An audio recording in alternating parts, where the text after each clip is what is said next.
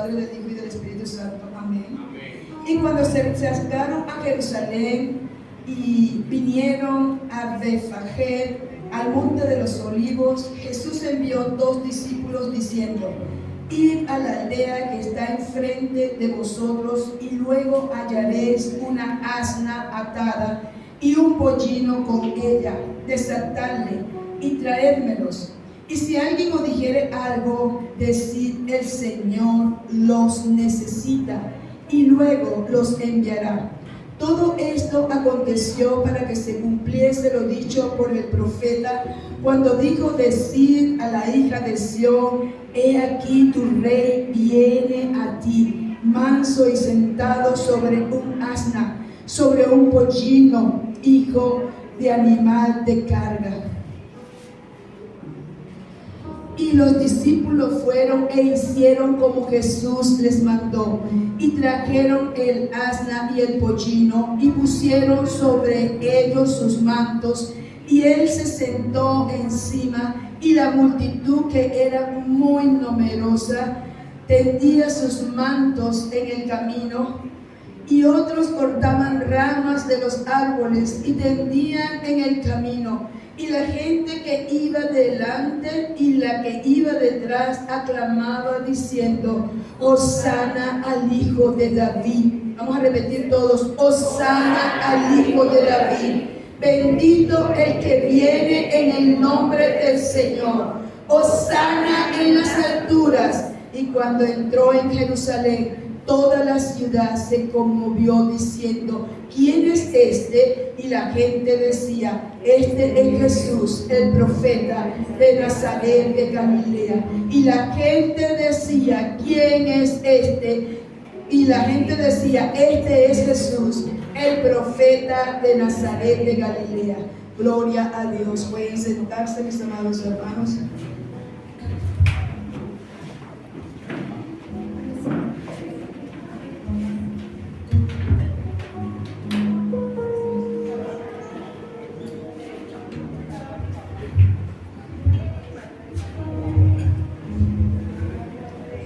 Poco difónica, pero bueno, ahí vamos, en el nombre de Jesús. Le doy gracias a Dios por esta bella, hermosa mañana, por cada uno de mis amados hermanos que están aquí presentes. ¿Cuánto le dan la gloria a Dios? El Señor nos permite estar acá. Y vamos a ir leyendo esta hermosa palabra. Yo le coloqué a esta hermosa palabra, dice: Jesús siendo Rey nuestro, dice Jesús siendo Rey nuestro, su humildad entrando a Jerusalén en un pollino. Jesús siendo nuestro Rey, Él vino en humildad y entró ¿sobre quién? Sobre un pollino a la tierra de Jerusalén. Él es nuestro mayor ejemplo de humildad, de sencillez. Entonces, cuando vemos que el Señor nos muestra que Él, pudiendo ser como los demás reyes que entraban en caballo o entraban en carrozas doradas, o podía venir como lo mejor, ¿verdad? Como los demás reyes, aún con sus prisioneros, con el dinero, con todo, que Él podía traer riquezas y todo. Pero Él no vino así. Él vino sobre un pollino, demostrándonos su sencillez, demostrándonos su humildad. Y eso es lo que el Señor quiere en cada uno de nosotros como iglesia. Porque a medida que nosotros nos parecemos a Él, como Él dice en su palabra: aprended de mí que soy manso y humilde de corazón. La humildad es la que te da la gracia del Señor en tu vida. Esa gracia, esa humildad que viene de parte de Dios. Y es que a medida que nosotros buscamos al Señor, es que a medida que el Señor nos use, tenemos que ser más humildes, porque somos instrumentos de Él. Toda la gloria de todo lo que Dios hace a través de nuestras vidas le pertenece a Él. Ninguno de nosotros nos podemos agarrar la gloria de Dios. ¿Cuánto le dan la gloria al Señor? ¿Cuánto le dan la alabanza al Rey de Reyes y Señor de Señores? Y vamos a ir leyendo el versículo que estábamos leyendo, el 21, del 1 en adelante. Sí, Señor, sé tú ministrando, sé tú pasando un carbón encendido por mis labios. Y gracias, Jesús.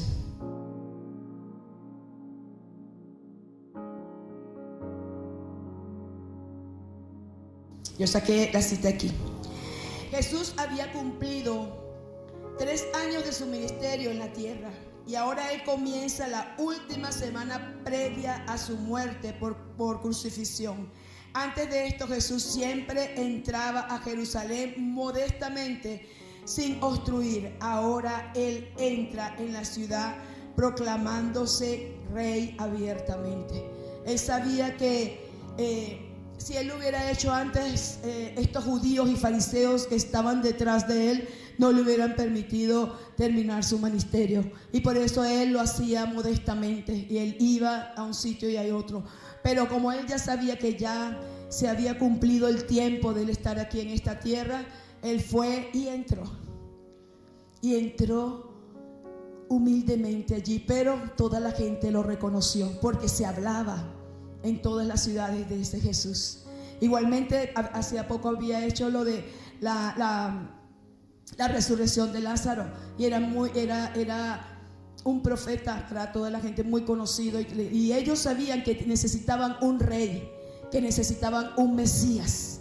Ellos creían que Él venía a liberarlos de la esclavitud. Pero sí, Él venía a liberarlos de la esclavitud, pero de la esclavitud espiritual en la cual ellos se encontraban. Pero por eso es que todos esos que decían hosana a Dios en las alturas, hosana al Rey, toda esa gente que estuvo allí, que estuvo exaltando, que estuvo colocando sus mantos, que estuvo colocando las palmas para que Él pasara, toda esa gente una semana después estaba diciendo crucifícale, crucifícale. Porque ellos querían era ser liberados de la opresión que ellos tenían en ese momento, pero no de lo espiritual. El Señor venía a libertarlos espiritualmente, como lo hace con cada uno de nosotros, porque el Señor nos llamó a libertad. Dice, conoceréis mi verdad y mi verdad os hará libre. Y eso estaba ya profetizado. Dice, su llegada a Jerusalén, Jesús, ¿verdad? Cumple esa palabra profética que estaba en Zacarías 9:9. Y dice, alégrate mucho, oh hija de Sión. Está en Zacarías 9:9. Alégrate mucho, oh hija de Sión. Da voces de júbilo, oh hija de Jerusalén. He aquí, tu rey viene a ti, justo y trayendo salvación, humilde y montado sobre un asno, sobre un pollino de asno. Qué hermoso, ¿no? Ya esa palabra estaba profetizada y era el cumplimiento de lo que ya Dios había dicho, de lo que iba a hacer Jesús. Igualmente en Isaías 7, si no me equivoco, también se había profetizado que iba a nacer Jesús. Igualmente en Génesis también se había hablado que la simiente, ¿verdad?, de la mujer era que iba a salir Jesús. Y entonces iba a vencer a Satanás. Entonces sabemos que la palabra, cuando está escrita en la palabra, se cumple lo que el Señor ha dicho. Igualmente en este tiempo el Señor ha prometido que su iglesia se irá en el rapto, y yo lo creo, que estamos viviendo los últimos tiempos y que el Señor está preparando a su iglesia porque nos vamos. Yo no sé usted si se quiere quedar aquí, pero yo me quiero ir con el Rey de Reyes y Señor de Señores, porque todo me anuncia. A medida que tú te metes con el Señor, todo te anuncia que Cristo viene, que su rapto está a las puertas. La apostasía se está metiendo en las iglesias de una manera fuerte, y Él dijo, antes de que yo venga, vendrá la apostasía. Y es lo que estamos viendo en las iglesias. La apostasía se está metiendo de una manera grande. Sí, los rumores de guerra, de hambre siempre han existido y todo, pero una de las cosas que me da señal de que ya Cristo viene es que la apostasía está tan arraigada en las iglesias ahorita. Se están viendo tantas cosas que no se veían antes. Se está viendo cómo el mundo se está metiendo dentro de la iglesia. Pero qué hermoso es que el Señor se guardó un remanente a nivel mundial. ¿Cuántos lo creen que es así? Dios se guardó un remanente a nivel mundial. que se ha mantenido en su palabra. Porque el Señor nos dice en la palabra: sé santos porque yo soy santo. El Señor ya nos hizo santos. ¿Cuántos lo creen que es así? Les decía yo a los hermanos en la mañana: el Señor te santificó, ya tú eres santo. Y el Señor ve la obra terminada en ti. El Señor te justificó, ya tú eres justo. Y el Señor ve la justicia en ti. Está en ti si recibes lo que Dios te dio. Es por fe, es creerle a Él que hizo ese sacrificio en la cruz, a nuestro Señor Jesucristo. El Señor te redimió. Él pagó un precio de sangre preciosa. Antes tú estabas esclavo en el pecado, pero ahora eres libre. Eres esclavo, pero para el Señor, para servirle. Cuando el Señor nos llama a santidad es porque el Señor nos aparta del mundo. Por eso hay mucha gente que está viendo las cosas normal, porque en la iglesia se está metiendo tanto mundo. No, tú puedes seguir pecando, tú puedes seguir haciendo esto. Total, tú eres salvo por gracia. Y yo le decía a mis hijos espirituales esta mañana, a mis discípulos, yo le digo: sí, tú puedes, porque en primera de Juan 1, 8 y 9 dice que la persona que diga que no peca se convierte en un mentiroso, porque sí pecamos y porque sí fallamos. Pero el Señor dice, si quieren lo vamos a leer, si lo están colocando allí, Juan 1, 8 y 9. Primera de Juan 1, 8 y 9, que es importante que nosotros entendamos, porque el Señor nos está preparando. Así como vino Jesús y se había profetizado que Él venía a Jerusalén, igualmente en este tiempo el Señor está preparando su iglesia. Y a medida que tú te metes con el Señor, tú sabes que el Rey ya viene. Entonces dice: si decimos que no tenemos pecado, nos engañamos ¿a quién? A nosotros mismos. Y la verdad no está ¿en quién? En nosotros. Y si confesamos nuestros pecados, Él es fiel y justo para perdonar nuestros pecados y limpiarnos de toda maldad. O sea que sí fallamos y sí pecamos. Pero ¿qué pasa? Mientras nosotros tengamos esa conciencia, mientras nosotros escudriñemos la palabra, el Espíritu Santo que mora en ti te va a redarguir. El Espíritu Santo que mora en ti es el que no te deja pecar. Porque esta carne es pecaminosa, esta carne quiere las cosas, los deseos de la carne. Pero tu espíritu anhela al Señor. Tu espíritu quiere más del Señor. Por eso que el Señor dice: vivid en el espíritu y no satisfagáis los deseos de la carne. Entonces por eso nosotros tenemos que saber que si pecamos, si fallamos, tenemos que pedirle perdón al Señor, reconciliarnos con Él y no volver a hacer lo mismo. Y le decía yo a mis discípulos: ¿qué pasa? Como se ha metido la de salvos por gracia, si somos salvos por la gracia del Señor. Pero también el Señor dice: no os engañéis, Dios no puede ser burlado. Todo lo que el hombre sembrare, eso segará.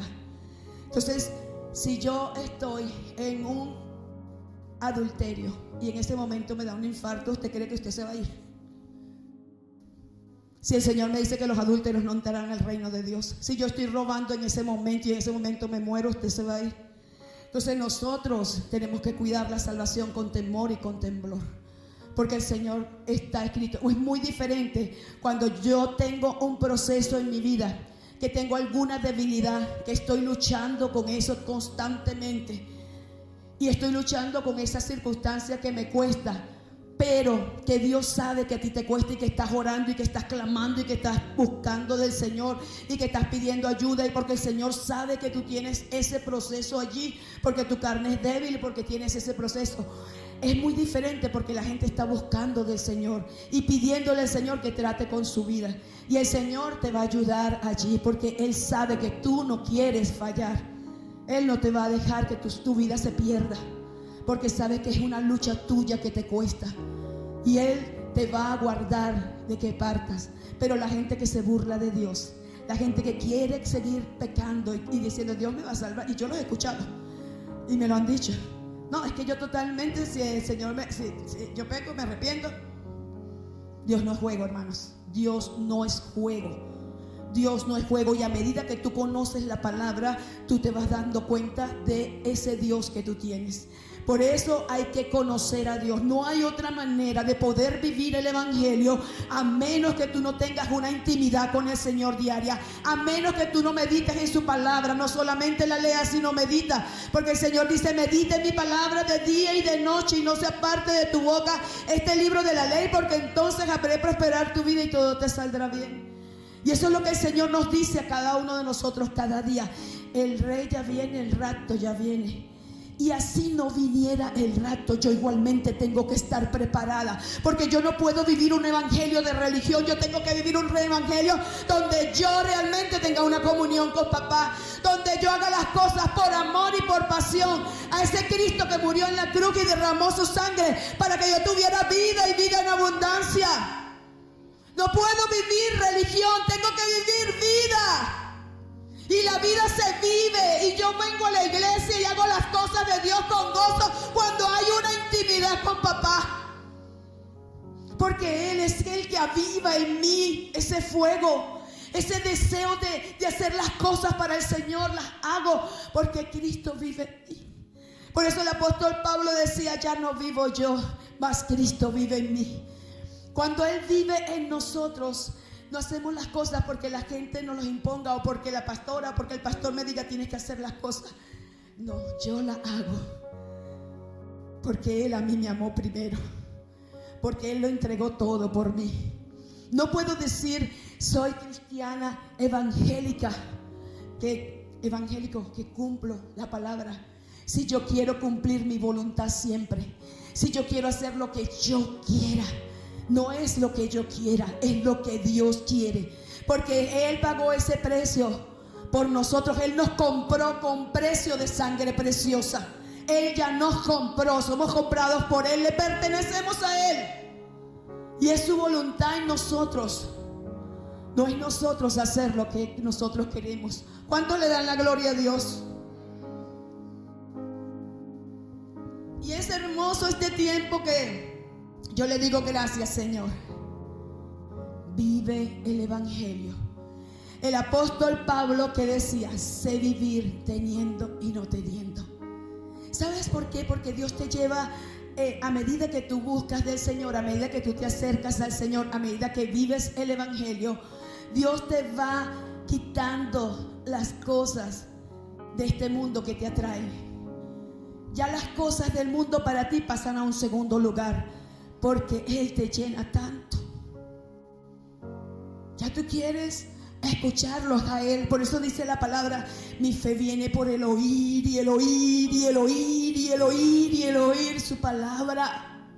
Porque sin fe es imposible agradar a Dios, y el que le busca tiene que saber que le halla. Entonces yo voy caminando y yo voy creciendo porque estoy meditando en su palabra, porque ella es la que me enseña. Es el sabio consejo de Dios el que nosotros necesitamos para vivir el verdadero evangelio. Pero cuando yo quiero seguir bailando, tomando, viviendo mi vida, vistiéndome como yo quiero, cuando yo quiero hacer todo peleando con rencores en mi corazón, con resentimientos en mi vida, eso pasa porque no hay una relación con Dios. Como les he dicho yo siempre, con el que tú pases más tiempo, ese es el que se va a manifestar en tu vida. Si tú pasas más tiempo en las cosas del mundo, viendo Facebook, viendo Instagram, porque ese es uno de los enemigos más grandes que ahorita tiene el cristiano. El Facebook, el Instagram, todo lo que tienen que estar viendo allí te roba el tiempo que tú tienes que estar con Dios. Eso te llena más, eso pasas allí y viendo y chismeando, porque viéndole la vida a todo el mundo, qué le pasó a este, qué le pasó al otro. Cuando tú tienes que estar alimentándote de esto, que es lo que te va a dar vida y vida en abundancia. Es aquí donde tienes la verdadera vida que Dios dijo: conoceréis mi verdad y mi verdad te hará libre de tantas cosas. Entonces el Señor nos está llamando en este tiempo, así como Él estuvo esa entrada triunfal, esa entrada, esa vida abundante, eso pasa ahorita. Todos esos personas que estaban en ese día alabando sana a Dios en las alturas, y tú ves a veces a los hermanos: Osana, me voy gozoso y después me voy a mi casa. ¿Y qué pasa? Se acabó todo el gozo. Hasta ahí llegó. No, el Señor quiere que siempre haya gozo en tu corazón. Que donde tú estés, tú representes al Rey de Reyes y Señor de Señores. Que la forma como tú hablas, que la forma como tú te diriges, que la forma como tú caminas, que la forma como te ven alrededor de tu entorno sepan, ese es un hijo de Dios. Eso es lo que el Señor quiere. Pero es a medida que nosotros buscamos su presencia. ¿Cuántos le dan la gloria a Dios? Hay mucho orgullo, me decía el Señor. Hay mucho orgullo. Porque a veces lo que tenemos creemos que nosotros somos lo que lo tenemos y lo producimos. Sí lo hiciste, pero si Dios no te hubiera dado salud, no lo tuvieras. Si Dios no te hubiera dado salud, te hubieras postrado en una cama y nunca pudieras tener lo que tuviste. Es allí que tenemos que reconocer que Dios es Dios de dioses, que Dios es el soberano y que si no lo tengo a Él, no tengo nada. Yo tengo que ser humilde. Tiene que haber humildad y sencillez en mi corazón. Porque cuando Él entró a Jerusalén, Él hubiera podido entrar en un caballo, pudiera entrar como Él quisiera, porque es Dios. Entonces cuando tú conoces ese Dios que viene en un pollino, vino en un pollino, en un burro, pero que la gente le alabó momentáneamente. Dios no es de momentos, Dios es para la eternidad. Dios no es de hoy, estoy contenta, estoy feliz. Mañana me consume la tristeza por la circunstancia que estoy pasando.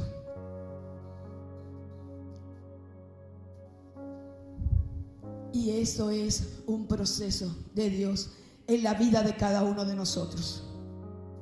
El proceso viene a medida que tú te metes con el Señor. Tú vas creciendo. Cuando hablábamos de la regeneración, eso es un desarrollo donde vamos poco a poco, pero ahí está la palabra, la que va formando mi carácter, la que me va enseñando a ser más como el Señor, a caminar como Él camina, a ver las cosas como Él la ve. Y es lo que Dios está demandando en la iglesia en este tiempo. Y vamos a seguir leyendo esa palabra hermosa. Y dice: y cuando se acercaron a Jerusalén y vinieron a Betfagé, al monte de los olivos, Jesús envió 2 de sus discípulos diciéndoles: id a la aldea que está enfrente de vosotros, y luego hallaréis un asna atada y un pollino con ella, desatadla y traédmelos. ¿Qué le dijo? Desatadla, desátala y tráemela. Dios sabía, porque Él es Dios, Él es omnisciente, Él es omnipresente y Él sabe dónde están todas las cosas, y todas las cosas le pertenecen a Él. Pero cuando yo estaba leyendo esta palabra que decía desatarla, a veces estamos atados con tantas cosas. Hay muchas cosas en nuestra humanidad que nos atan. Hay muchas cosas que no nos dejan avanzar como el Señor quiere que avancemos. Y eso se lo tienes que entregar al Señor. Tú tienes que revisarte delante de la presencia del Señor y decirle: Señor, ¿qué áreas de mi vida hay que no te agradan? Examíname, Señor, y ve que hay en mí, como decía el apóstol David. En el Salmo 139 decía: examíname y ve que hay en mí, si hay áreas todavía en mi vida que a veces uno no se da cuenta. Yo no sé si a usted le pasa, si no nos las dice, nosotros no nos damos cuenta. Pero cuando le pedimos al Señor que nos examine, el Señor nos pasa por la palabra nos lava, la palabra nos limpia, la palabra quita todo área que no le agrada al Señor. Podemos tener muchos años en la casa de Dios, podemos tener muchos años de conocimiento de la palabra y todavía podemos estar pensando en lo que yo creo, en lo que a mí me parece, en vivir la Biblia o la enseñanza del Señor como yo creo y como yo la entiendo. No es como yo la entiendo ni como yo creo, es como Dios quiere que yo la entienda, es como Dios quiere que yo camine. No es como yo quiero caminar, es como Dios quiere que yo camine. Y eso es en la palabra. Yo no puedo seguir viviendo mi vida como yo quiera. Yo no puedo seguir viviendo una religión. Yo tengo que tener una relación con Dios, Padre, Hijo. Y sabes que cuando tú conoces a ese Padre, te cuesta ofenderle. Porque un Padre que ama, como nos ama el Señor, está pendiente de cada detalle de tu vida. Está está pendiente de honrarte, está pendiente de bendecirte, está pendiente de cuidarte y de cuidar de los tuyos. ¿Cómo no amar a alguien que te ama tanto, que entregó su vida en la cruz? Y por eso nosotros colocamos la cruz, no por religión, sino porque me recuerda que un día mi padre entregó a su hijo a morir allí, y de una forma terrible, para que yo pudiera tener una verdadera vida. Por eso les digo, no más religión, relación de padre a hijo. Y cuando hay una relación de padre a hijo, yo siempre estoy buscando un consejo, yo siempre estoy buscando una dirección. Yo no me la sé toda, yo necesito que Él me enseñe y que Él me diga cómo tengo que hacer las cosas. Y es hermoso cuando tú acudes a Él y le dices: Señor, yo quiero hacer esto, pero dime cómo lo hago, porque yo no sé cómo hacerlo. ¿Cómo hago entender a las personas esto que tú me estás diciendo? Porque eres tú el que me tienes que decir cómo lo hago. Y es una relación de padre a hijo. Tenemos que verlo como lo que es Él, un padre que tiene cuidado de sus hijos y que nos ama con todos nuestros defectos y nuestras virtudes, que no está señalándonos con el dedo y diciendo esto y esto y esto, que te está diciendo: tú caíste, pero yo estoy aquí para levantarte. Cometiste una falla, pero yo estoy aquí, hijo, tú vas a poder, porque yo estoy contigo y nunca te voy a dejar, porque separado de mí nada puedes hacer, solo no lo puedes lograr. Solo no lo puedes lograr, queriéndote quitar tú las cosas, solo te dice el Señor: no puedes estar separado de mí, porque es conmigo que tienes que ir constantemente, porque es allí donde vas a tener la victoria. Conmigo te dice el Señor, vas de triunfo en triunfo, de gloria en gloria y de victoria en victoria. ¿Cuánto le dan la gloria a Dios? Y así pasó cuando resucitó Lázaro. Él resucitó, pero resucitó atado. Tuvieron que quitarle todas esas cintas. Y a veces estamos en el Señor y estamos aquí en la iglesia y estamos atados con tantas cosas que no nos dejan avanzar y no nos dejan ir al nivel que Dios quiere que vayamos. Porque Dios no nos quiere enanos, Dios quiere llevarnos al nivel por lo cual Él ya lo vio desde antes de que tú nacieras. Ya el Señor sabía el propósito que tenía contigo, y nosotros somos los que a veces alargamos el propósito de lo que Dios quiere hacer con nuestras vidas. Porque Él ya lo sabe, Él ya ve la hora terminada en ti, Él ya la ve terminada en ti. Pero está en ti si tú caminas conforme a su palabra, para que puedas ver lo que Dios tiene preparado para tu vida. ¿Cuántos le dan la gloria a Dios? Por eso es importante. Y fíjense, seguimos leyendo esta hermosa palabra. Y dice: desatarla y traédmelos. Y si alguno dijere algo de sí, el Señor los necesita y luego los enviará. El Señor los necesita.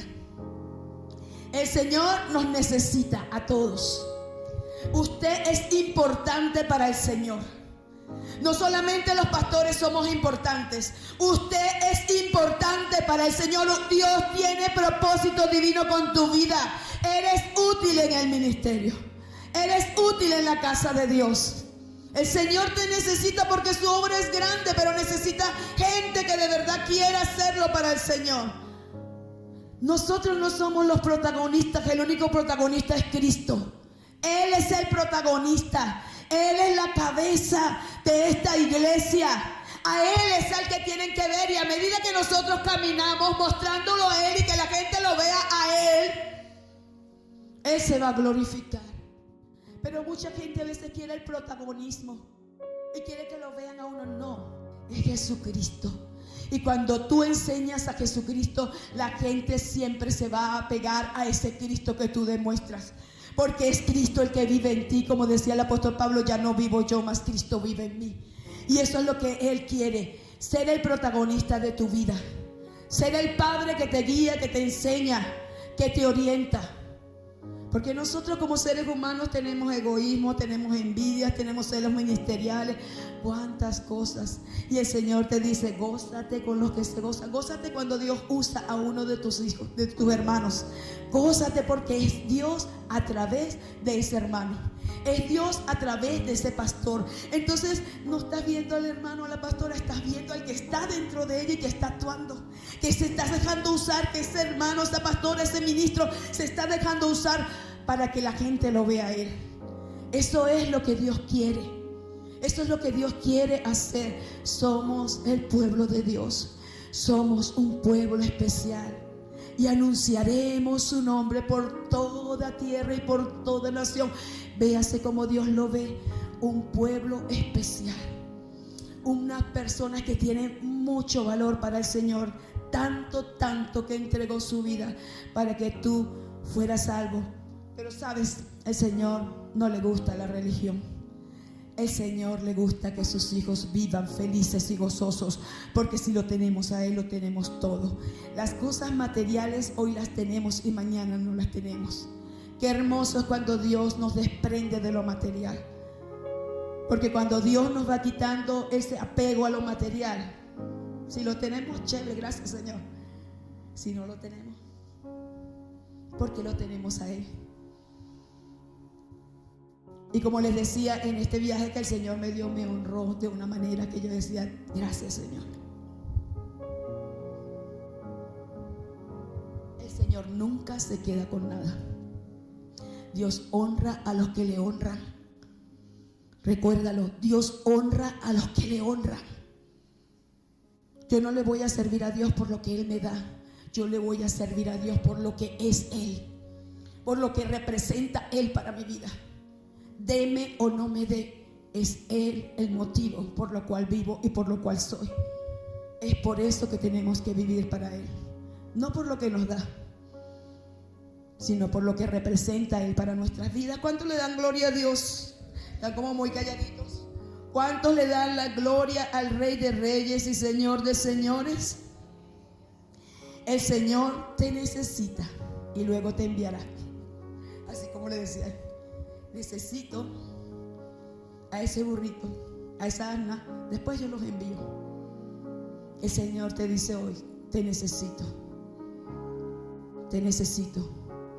para enviarte. Te necesito prepararte para que hagas mi obra. No puedes creer que porque ya soy mayorcito, yo soy mayorcita, siempre eres un instrumento especial en las manos de Dios. Y es la sabiduría de Dios. Y le doy gloria a Dios por el esposo que Dios me dio. Esta semana, el 11, cumplió 2 años ya de partir, de verdad demasiado. 2 años me recordaba esta semana. Yo no soy de la que está publicando porque yo sé mi relación que tuve con mi esposo y lo amé. Y en vida fue que le di lo que tenía que darle, no después. En vida.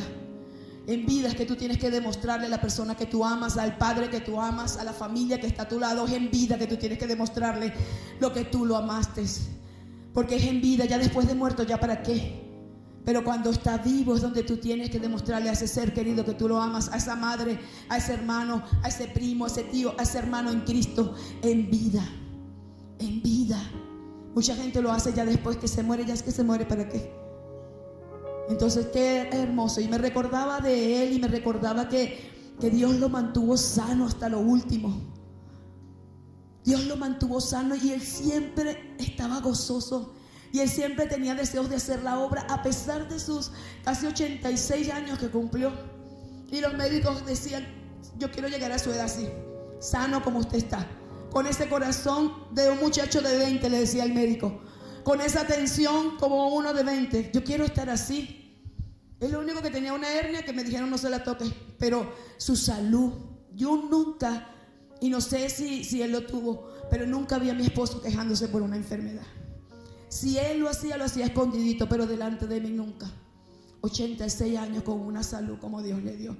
Pero él siempre estaba motivado. Él siempre tenía a Cristo en su corazón y era el motivo por lo cual vivía. Y era lo que le daba aliento para seguir adelante. Tenía sueños, tenía anhelos, tenía visiones. Nunca se cansaba. A veces yo me cansaba, él nunca se cansaba. Y le doy la gloria a Dios porque me permitió tener una persona muy especial en mi vida. Por el esposo que me permitió tener por muchos años, casi 30 años, porque nos conocíamos antes. Siempre le doy gracias a Dios. Viejito, mayorcito, mucha gente me decía, ¿por qué tú no te separas, que tú eres joven? Y yo digo, no, porque nadie me va a amar como me amó ese hombre. Primero Dios, ¿no? Que es el que me amó primero, pero después mi esposo. Una persona, cuando te aman y te valoran y te dan el lugar que tú tienes como ser humano, tú dices, gloria a Dios. Y le doy gloria a Dios. Y siempre estoy muy agradecida por ese esposo, Simón Bastidas, que me dio. Simón Bolívar Bastidas, que siempre que íbamos a pagar y todo eso que había que pagar, este Simón Bolívar, bueno, él se reía, no, porque decía, no le pueden, cuando conformaban los cheques, no le conforman porque él es Simón Bolívar, ¿cómo le va a conformar los cheques? Y entonces, pero así, era una persona íntegra, y así quiere el Señor que nosotros seamos personas como íntegras delante de Él. Y dice la palabra de Dios, y todo esto aconteció porque había una profecía, ¿verdad? Que ya estaba en Zacarías 9:9. Había una profecía que había dicho el profeta cuando dijo, decía la hija de Sión, he aquí el rey viene a ti, manso, ¿cómo viene? Manso y sentado sobre un asna, sobre un pollino, hijo de animal de carga. Y los discípulos fueron e hicieron como Jesús les mandó. Dios dio una orden. Y dice, y los discípulos hicieron como Dios le mandó. Cuando Dios te da una orden, tú tienes que hacer como Dios te dice, no como tú quieres hacerla. Ellos enseguida fueron, o sea, Jesús le dijo, vayan. No le dijeron, mira, y Jesús, y si después nos dicen allá que, entonces, ¿qué les dijo él? Fueron, porque el Señor se lo dijo, y ellos fueron. Dice, fueron e hicieron como Jesús le mandó, y trajeron el asna y el pollino, y lo pusieron sobre sus mantos, le pusieron sobre ellos sus mantos, y él se sentó encima. Mucha gente tenía mantos, no cualquier mantos, tenían mantos de realeza, y se despojaron de sus mantos y se lo colocaron allí para que el Señor se sentara, y colocaron sus mantos allí. Lo más importante que ellos tenían lo entregaron allí para que el Señor pasara por allí. El Señor se merece todo, no migajas que a veces le damos, porque a veces tenemos tantas cosas que hacer y el Señor, bueno, vamos a ver si, Señor, a ver si me puedo arrodillar un poquitico aquí contigo, pero sabes que tengo que hacer muchas cosas, sabes que estoy ocupada, y a ti un poquitico. Eso no es así, porque todos aquí estudiamos. Yo estudié, yo tenía la iglesia, tenía la imprenta, tenía todo, y siempre sacaba un tiempo para mi Señor, porque tiene que haber una disposición de nuestro corazón. Al Señor siempre se le da lo mejor. Muchas cosas no tenemos porque a Dios lo dejamos lo poquito, lo que nos sobra. A Dios lo mejor. Verás su gloria como nunca antes. Verás su gloria como nunca antes. ¿Cuánto lo creen que es así? ¿No te he dicho que si creyeres verás la gloria de Dios? Verás la gloria de Dios. Y pusieron sobre ellos sus mantos y se sentó encima. Y la multitud, que era muy numerosa, ¿cómo era la multitud? Poquita. Muy numerosa, tendía sus mantos en el camino, y otros cortaban ramas de los árboles y las tendían en el camino. Y la gente que iba delante y que iba detrás aclamaba diciendo, Hosana el hijo de David, porque él es de la descendencia de David. Tanto el papá adoptivo, que fue José, como María venían de la descendencia, porque el Señor dijo que su reino sería eterno y su reino no tendría fin. Su reino no tendría fin. Y dice, y la gente que iba delante y la que iba detrás aclamaba diciendo, Hosana el hijo de David, bendito el que viene en el nombre del Señor, Hosana en las alturas. Y cuando entró él en Jerusalén, toda la ciudad se conmovió diciendo, ¿quién es este? ¿Quién es este? Y la gente decía, este es Jesús, el profeta de Nazaret de Galilea.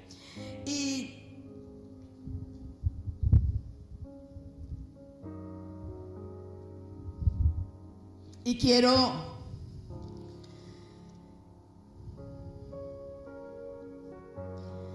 terminar con algo muy importante que el Señor me dijo que hablara en este tema esta mañana, y es sobre la humildad de Él.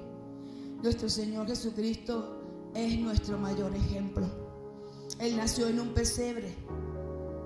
Él nació en un pesebre. Pudiera haber nacido, como dice aquí, la mejor clínica, que a veces estamos, ay, que tengo que nacer en la mejor clínica, no, Él no estaba con eso. Él era Dios, nació en un pesebre. Él le lavó los pies a los discípulos. Los pies, que ahí eran polvo, y ahí caminaban y eso era polvo lo que tenían, tierra. ¿Cómo tendrían esos pies los discípulos? Él agarró y dijo: vengan que yo les voy a lavar los pies a cada uno de ustedes. Demostrando su humildad. Demostrando, porque normalmente, dígame, si hay que tienen allí esos zapatos de tiempo y sacan el pie y eso, a Él no le importó nada. Él no le importó nada. Él dijo: vamos a lavarle los pies a cada uno de ustedes. Y ahí salió Pedro, como siempre: a mí no me lo vas a lavar. El Señor: si no te lo lavas, bueno, no vas a tener entrada en el reino. No, a mí me lo lavas y me lavas todo. Dijo: no, lo que es necesario nada más lavarte los pies, no tienes que lavarte más nada. Entonces es eso. Él entró triunfal en Jerusalén en un burro, en un pollino. En Mateo 11, 28, 30, que me pueden buscar allí, por favor. Mateo 11, 28, 30. ¿Qué nos dice ahí?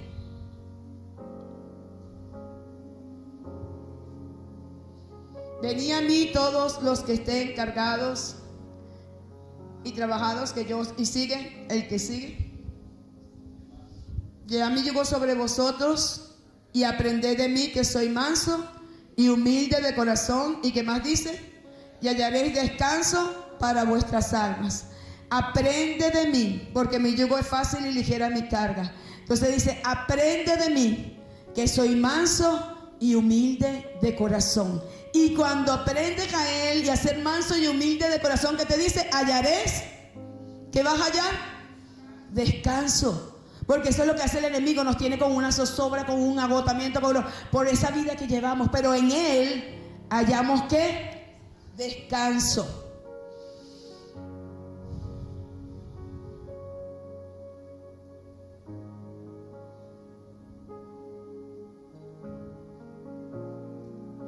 La mansedumbre y la humildad no son del exterior, son del interior, de lo que hay en ti. Se va demostrando a medida que tú estás en esa intimidad con el Señor, va saliendo lo que hay en ti, porque hay una comunión con papá. Ser manso y humilde significa reconocer nuestra necesidad del poder y de la ayuda de nuestro Dios. Yo tengo que reconocer que yo lo necesito todos los días. Yo tengo que reconocer que a pesar de que yo sea un profesional, yo necesito de Jesús. Yo tengo que reconocer que a pesar de todo el conocimiento de las empresas, de todo lo que yo pueda tener, yo necesito de Jesús. Eso me hace ser sencillo y humilde. Tengo que reconocer que Él tiene que ser el que ocupe el primer lugar. Ser manso y humilde significa reconocer que otras personas pueden darnos buenos consejos y enseñanzas para nuestra vida. Filipenses 2:3, lo pueden colocar allí. No puedo creer que yo me la sé toda. Yo puedo recibir, y me encanta recibir consejos. Que se acerquen y me den un consejo, eso es lo más bello que puede haber. Nada hagáis por contienda o vanagloria, antes bien con humildad, estimando cada uno a los demás como superiores a ti mismo. Estimando a cada uno como superiores. Siempre hay alguien que te puede dar un buen consejo. Siempre hay alguien, tiene que tener un corazón enseñable. No es que yo me la sé toda. No, siempre hay alguien que te va a decir cosas que tú necesitabas.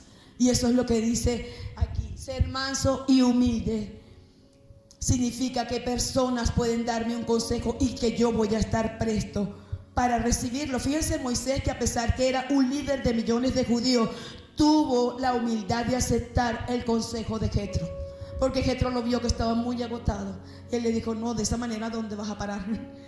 Colas y colas y colas para hablar con él. No, tienes que buscar personas que puedan atenderte de 50, y los casos ya más graves si lo atiendes tú. Recibió consejo. Y era un hombre que tenía esa intimidad con papá, una comunión con papá. Pero en el momento se tomó todo. Y así nos pasa a veces.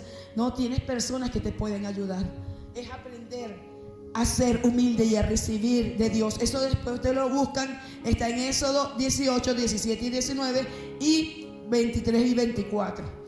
Para los que quieran buscar en su casa. Ser manso y humilde de corazón significa aprender a pasar por alto una ofensa. Cuando alguien te ofende, yo no lo perdono. Yo no hablo con esa persona. Mira cómo me habló, cómo me dijo, no lo voy a hacer.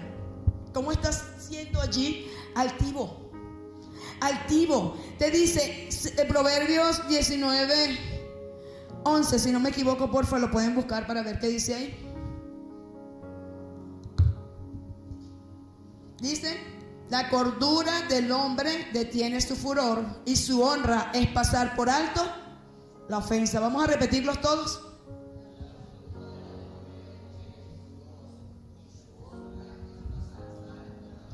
Y su honra es pasar por alto la ofensa. Ser manso y humilde de corazón significa aprender a pasar por alto la ofensa. Yo tengo que, como hijo de Dios, como cristiano, a mí me ofendieron. Si la persona no me pide perdón, yo tengo que ir a la persona y pedirle perdón. Eso me hace ser manso y humilde. Reconocer que actué mal, porque yo tengo que ser ejemplo en todo. Yo no puedo decir que yo soy cristiano y yo en estas cosas sí, pero yo o pedirle perdón a alguien que me ofendió, no. Eso es ser manso y humilde. Reconocer que tenemos fallas y que tenemos que pedirle perdón a esa persona que me humilló. La humildad y el ejemplo de servicio de Jesús, la elección de Jesús de montar un burrito en su entrada triunfal, revela su humildad y su ejemplo de servicio. A pesar de ser el Hijo de Dios, se humilló tomando la forma de siervo, Filipenses 2:7, y nos enseñó que el verdadero liderazgo, escúchenme todos, el verdadero liderazgo se encuentra en el servicio a los demás. Diga, el verdadero liderazgo se encuentra en el servicio a los demás. Muchos, como los apóstatas que se están levantando ahorita, que me sirvan, que me atiendan. Yo servir a alguien, atender a algo, no, a mí es que me tienen que servir. No, porque eso no es lo que me enseñó Jesús. Entonces me dice allí, y nos enseñó que el verdadero liderazgo se encuentra ¿en qué? En el servicio a los demás. El llamado de Jesús es negarnos a nosotros mismos, tomar nuestra cruz y seguirlo, como lo dice en Mateo 16:24. Siguiendo su ejemplo, debemos estar dispuestos a servir a otros sin buscar reconocimiento ni recompensa por lo que estoy haciendo. La entrada triunfal de Jesús en Jerusalén nos revela su cumplimiento de las profecías mesiánicas y nos enseña sobre la humildad y el servicio. Nos llama a una adoración genuina y nos recuerda que Él es el Rey eterno. Aceptemos a Jesús como nuestro Rey y Señor y sigamos su ejemplo y experimentemos la plenitud de la vida que solo Él puede brindarnos. Él es nuestro mayor ejemplo. Tenemos que cambiar, hermanos. Tenemos que decirle al Señor, quita toda altivez y todo orgullo y toda vanidad que hay en mi corazón. Porque ¿sabes qué? El Señor al altivo lo mira de lejos. Al altivo el Señor le dice, ¿tú quieres esto? Yo no te lo voy a dar, porque hay mucha altivez en ti. Y nos pasa el Señor por procesos y procesos y procesos y a veces no queremos entender por qué no hemos salido de donde nos encontramos.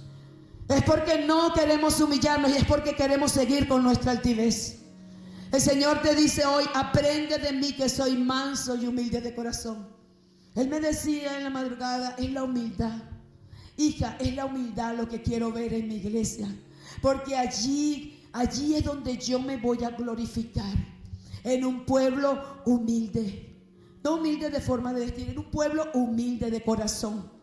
En un pueblo que ame a los demás. En un pueblo que se cuide y que deje la vanagloria que tiene de sí mismo. Y entienda que el único que se merece toda la gloria y la honra y toda la adoración se llama Jesús. Vamos a colocarnos sobre nuestros pies y vamos a adorar al Rey de Reyes.